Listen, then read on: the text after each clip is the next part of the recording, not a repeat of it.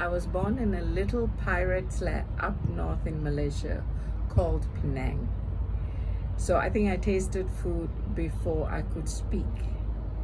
And I've heard the rhythm of the kitchen before I actually knew what they were. My dad was the head chef to the Malaysian royalty. And I see food, the colors that come with food, and the way we present food on plates, a wonderful representation of chef's art. It has got textures, it's got color, it's got vibrancy, it moves people, it makes you feel so many things when you see a plate of food done to the best of its ingredient. And when you, as a chef, are creating that food, there's a flow in the kitchen, there is a rhythm in the kitchen that all good chefs hear in their heart, in their mind, and in the manner that they are cooking.